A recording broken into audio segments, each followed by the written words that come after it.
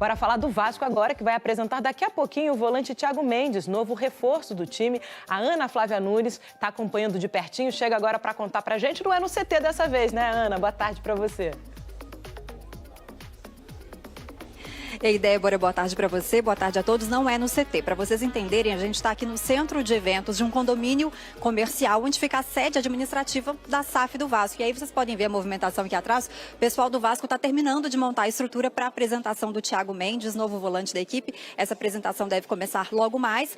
E a gente está na expectativa de conhecer um pouco mais do Thiago, né? Thiago, que tem 33 anos, assinou o contrato com o Vasco até o fim de 2027. E nas duas últimas temporadas ele jogou no Al Rayyan do Catar. O Thiago começou a carreira no Goiás, ele é natural de São Luís do Maranhão. Em 2015 foi contratado pelo São Paulo, teve destaque, depois foi para o Lille da França. Lá ele inclusive foi companheiro de time do Léo Jardim, goleiro do Vasco. Além disso, ele também defendeu o Lyon da França. E aí o volante chega, né, gente, para disputar aí vaga no meio-campo com o Hugo Moura e o Tietê, eles que têm sido titulares. E o Thiago, quando chegou ao Rio de Janeiro, Débora, disse que queria voltar ao futebol para sentir a energia do torcedor. Acho que em breve ele vai sentir isso, né? Tem igual por aí, né, Ana? Obrigada pelas informações, um abraço para você. Olha aí, depois do que aconteceu com o Vasco, não vou ficar falando sobre isso. Repetindo, o povo já sabe, você já sabe, todo mundo já sabe, tá? Ah, tem gente que não pode saber. Vou ter que falar, Dani. O Vasco estava Sul-Americana, né? Passamos até aqui no SBT. Sim. E aí foi uma goleada pro Independente Del Valle na competição, tá? Agora vai encarar o Grêmio no sábado com mais uma preocupação na bagagem. O Vasco é o time mais vazado da Série A. São 44 gols sofridos. Lucas Pedrosa. E eu tava vendo o Carille ontem com plano defensivo, não toma gol, né? E no Vasco não era assim. Não, ele tentava fazer aquilo que ele nunca fez na vida dele. O quê? Ele tentava jogar. E ele não é esse cara. Ele é o cara que realmente monta grandes sistemas defensivos e tenta, obviamente, numa bolinha ferir o adversário. No Vasco ele queria ser o Guardiola. Não deu certo, né? E olha que o Vasco tem o Léo Jardim, tá? Tem o Léo Jardim, tem um goleiro que é, pra mim, o melhor goleiro do Brasil. Se não é o melhor, tá entre os três, sem dúvida alguma. E mesmo assim tem números horrorosos. Isso mostra, como a gente vem falando aqui, como o João Vitor prejudica o time, como o Hugo Moura prejudica o time, como o Lucas Piton nessa temporada também tem prejudicado o time nessa parte defensiva. Que o Paulo Henrique, quando eu falei aqui da linha de zaga inteira, o Paulo Henrique, por exemplo, é um cara que tem os maiores duelos vencidos no futebol brasileiro. Então, assim, é um cara que também tenta melhorar esse sistema de recomposição. E isso é um claro sinal de alerta para a diretoria, que precisa contratar zagueiro, que precisa contratar volante que tenha intensidade, que é necessário, que na lateral esquerda o Lucas Piton talvez esteja precisando de um banco. Então é o Vasco que tem que melhorar muito defensivamente, começar a não perder para depois pensar em vencer. A verdade, Venê, que não é só o banco, né? O Vasco, chegou o Diniz e realmente deu uma cara pro Vasco, que tá tudo bem, é isso aí. Um dia vai ganhar, um dia vai perder. Eu falei ontem, esse recorte dos 2 jogos não é o recorte, não vai ser o que vai acontecer a temporada inteira, né?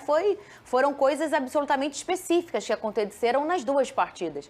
Mas também é muita coisa ainda para melhorar no Vasco. E essa questão defensiva, ela não é de hoje.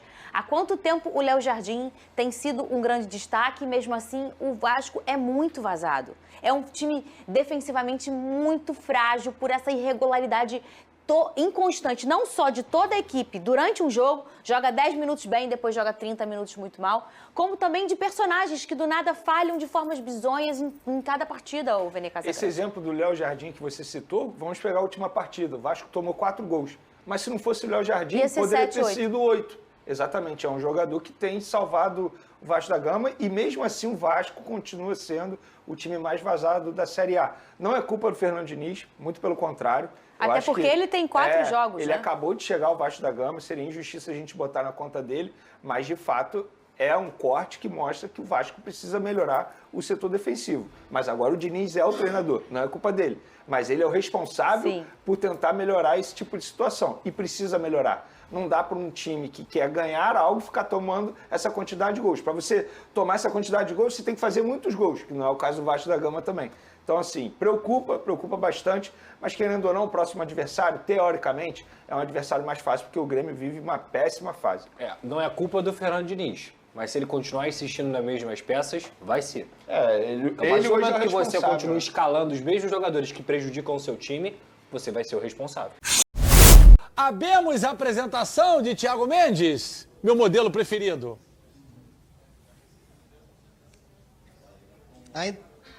Ainda não abemos, mas de vez em quando tem que fazer um biscoito na internet, né, GV? Boa tarde pra você, Fernandão, boa tarde também pro Flavinho. Olha, ainda não começou a apresentação, o pessoal aqui do Vasco tá nos últimos preparativos, porque daqui a pouco o Thiago Mendes vai falar pela primeira vez, então, com a camisa do Vasco, jogador Cruz Maltino, primeiro reforço, inclusive, para essa sequência de temporada aí, pode, inclusive, fazer a estreia já no Campeonato Brasileiro contra o Grêmio, tá regularizado no bid da CBF, então pode ser relacionado pelo Fernando Diniz já no sábado em São Januário. Agora, quando ele chegou ainda lá no aeroporto, o Thiago disse que não estava 100%, que ia precisar aí de cerca de 2 semanas de preparo físico para poder estar 100% e ficar à disposição do Fernando Diniz. Essa, é claro, é uma das perguntas que nós vamos fazer para o volante, o novo reforço do Vasco, contrato assinado até o final de 2027. O Thiago chegou a ter outras propostas de equipes brasileiras, como o próprio São Paulo, onde ele já jogou, o Santos também, mas escolheu voltar para o Brasil defendendo as cores do Vasco. Na época em que negociava com o Vasco, teve uma ligação do Diniz, uma ligação também do Léo Jardim, com quem já enfrentou na Europa. Então a gente vai fazer essas perguntas para ele, saber como é que foi essa negociação, o que é que o Vasco apresentou de projeto para ele, saber então por que ele escolheu a camisa do Vasco. Daqui a pouquinho, cerca de alguns minutos, o Thiago Mendes vai ser anunciado e apresentado aqui em Jacarepaguá, no prédio onde fica a SAF do Vasco, e aí a gente vai poder tirar essas dúvidas e saber se ele vai ou não ser relacionado para o jogo contra o Grêmio no próximo sábado, GV. Bom, Thiago Mendes, vamos lá, onde vai jogar? Se tiver em condições, já é titular absoluto desse time, que a volância do Vasco tem moral ali, o Moura, a galera joga bola. Mas o Thiago está em outro nível. Eu queria ouvir de vocês, pro torcedor do Vasco que está em casa. Eu acho, GV, que ele vai disputar uma vaga como segundo homem do meio campo. Segundo? Eu não sei se vai ser como primeiro. Pode até acontecer. Porque ele joga também de primeiro. Joga. Eu acho que esse é o ponto forte dele. Essa possibilidade dele fazer outras funções dentro do meio campo. Agora, eu acho que ele chega para ser titular. Quando ele estiver bem fisicamente, eu acho que ele vai ser o escolhido do Diniz quase em todos os jogos. Não sei se junto com o Tietê, ou então o Hugo Moura, enfim. São algumas das possibilidades que o Diniz tem. Ele ainda tem o Paulinho, ele ainda tem o Jair, tem o Matheus Carvalho, ou o Cocão, se você preferir. Então, são algumas opções para essa faixa do campo. Mas, para mim, o Thiago Mendes, bem fisicamente, ele é o melhor nessa faixa do campo das opções que o Diniz tem. Minha avaliação. Fernandão. Ô, GV, não sei como o Diniz vai fazer, mas é óbvio que ele vem para brigar para ser titular. Se vai ser, a princípio, não sei. Mas ele tem uma coisa que os outros dois não têm. Acho que o Paulinho pode até ter, mas é um cara que não conseguiu recuperar a melhor forma. Que a gente está vendo muito no vídeo aqui, que é essa finalização de média distância, que pode ajudar muito o Vasco, dar ao Vasco mais uma opção de fazer gols. Haja visto que a gente tem visto que o Vasco tem tido dificuldades. No último jogo contra o Independente Del Valle, até acho que exagerou um pouquinho nessas finalizações de média distância, podia tentar chegar um pouco mais em cima nos 10 minutos nos quais o Vasco teve bem no jogo, né? Depois que o Pitão foi expulso, aí a coisa degringolou. Mas acho que ele vem para jogar, vem para brigar sim, e é um jogador experiente e vem dar um pouco mais de tranquilidade. E bate falta, né? Não, e o que a gente falou, GV, com relação a esse cara para chamar os caras, calmou, rapaziada, vamos devagar aqui, vamos controlar o jogo, não vamos nos afobar, para ter um pouco de consciência, né, de estabilidade emocional, que eu acho que o Vasco está precisando disso em jogos que as coisas não acontecem da forma com que a equipe espera que aconteça. É você ter jogadores experientes para tomar as melhores decisões possíveis quando a parada não estiver indo bem. E o Vasco pega na próxima rodada o Grêmio, não é isso? Isso, sábado, São Januário. O Vasco pega... que a gente falou ontem bastante. É um jogo importantíssimo para o Vasco vencer. Se ele sair um pouquinho lá daquela zona lá de baixo, da zona da confusão, como diria o Luxemburgo, e aí na terça que vem contra o Del Valle, joga, compete e vê o que vai acontecer. Tô com o bigode. Estabelecendo prioridades. É isso. Porque é um jogo que o Vasco precisa vencer pelos 3 pontos, mas porque tem muitas outras coisas envolvidas. Muitas. Se o Vasco perde em casa pro Grêmio no sábado, na terça-feira contra o Del Valle, vai ser um clima de... Horrível. E já vê, só uma coisa que agora que eu me lembrei de falar.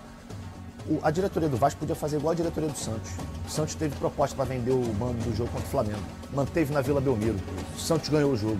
O Vasco tá vendendo o mando para Brasília. Perfeito. Joga em São Januário. Em Brasília o Flamengo amassava esse Santos. Pelo amor de Deus. Ótimo retrospecto em casa.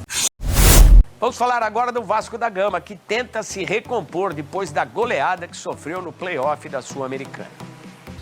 Após a derrota por 4-0 para o Independente Del Valle pelo primeiro jogo dos playoffs da Copa Sul-Americana, a vida do Vasco na competição continental se complicou. As equipes agora voltam a campo na próxima terça-feira em São Januário para decidir quem avança às oitavas de final. O Vasco precisa vencer por 5 gols de diferença para avançar direto para a próxima fase desta competição.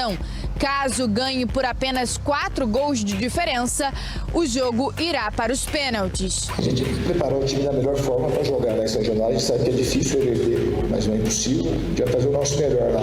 A gente tentar a classificação até o último instante. Um desfalque certo nesta próxima partida contra o Del Valle será o lateral esquerdo Lucas Piton, expulso no início do jogo em Quito, mas ele fica à disposição neste fim de semana para o duelo diante do Grêmio pelo Campeonato Brasileiro, também em São Januário. Por outro lado, uma dúvida é Felipe Coutinho, que ficou de fora da partida desta terça-feira lá na altitude de Quito por conta de um incômodo na panturrilha esquerda. Agora falando um pouco de mercado da bola, com a janela de transferências aberta, o Vasco já trouxe um reforço, o volante Thiago Mendes, e agora a diretoria vascaína segue mapeando o mercado. A prioridade é um jogador para o setor ofensivo. O Vasco tem as suas limitações financeiras, quando eu vim para cá eu sabia disso.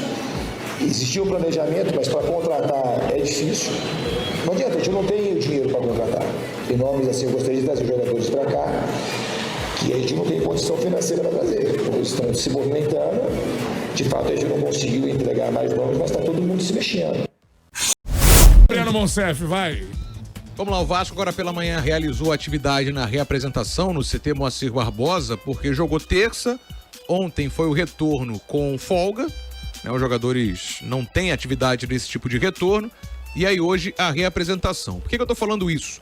Porque amanhã tem atividade também na parte da manhã, e só de fato amanhã que a gente vai conseguir saber a situação do Felipe Coutinho, se ele tá apto a jogo sábado ou não. Vamos lembrar que na terça-feira, sem o Coutinho, que se machucou no jogo do sábado passado contra o Botafogo, na terça o Fernando Diniz utilizou o GB, como até foi uma surpresa, o GB mais um atacante nesse time, só que assim, não durou 12 minutos, porque o Piton foi expulso e o Diniz sacou o GB do time para recolocar o Felipe Luiz. Então não deu para ver muito esse esquema montado pelo Diniz. Vamos ver se para sábado esse vai ser o esquema contra o Grêmio ou não. Lembrando que o Vasco tem jogo contra o Grêmio, na terça-feira recebe também em São Januário o Independente Del Valle e depois segue o Campeonato Brasileiro, né? Tem o Inter fora de casa e aí já na outra semana tem o CSA pela Copa do Brasil. Então não tem tempo, né? Não dá muito tempo assim. E o Coutinho tá no meio disso. Lesão na panturrilha esquerda, ele vem fazendo tratamento intensivo nos últimos dias, mas de novo, né? A gente só vai ter uma dimensão real do que tá acontecendo com o Coutinho amanhã, se ele tá apto a jogo ou não.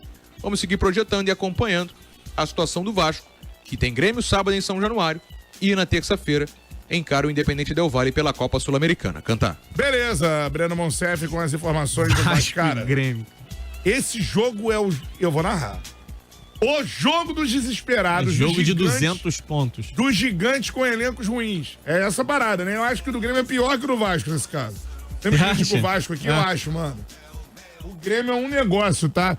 O Grêmio, pra você ter uma ideia, né? Jogou com o Arezo de centroavante, o último jogo antes do Alianza Lima. Aí o Arezo diz assim, quero jogar no Penharol. O nego falou, vai. E ele foi embora. Foi titular e se meteu o pé. Que fase do nosso Grêmio também, né? Promete tem ser umas um jogo... contratações assim, tem um belga no elenco, ele tem um dinamarquês no elenco. Mas o Bright White tá machucado, acho que não joga contra o Vasco, não sei. Vem aí o futebol 2.0. Futebol evoluído no próximo sábado. Cara, aqui pra ir Mano Menezes, né? Mano Menezes. Tem que vencer, o Vasco tem que vencer esse jogo, né? É aquela história, jogo em casa. Diniz e Mano Menezes. Ex-treinadores de Fluminense. Treinadores de Fluminense em sequência, na verdade. Que parada, hein? Estilos completamente opostos. Ai, meu Deus do céu. Completamente, mano. Deus sabe, hein? Eu tô preocupado, sinceramente, porque a derrota foi tão impactante, né, na terça. Realmente causa um certo desgaste, né? Espero que o Vasco consiga... Você acha que foi bom? Excelente, era pra ser 8. Sim, concordo. Olha só fora outros ameaços.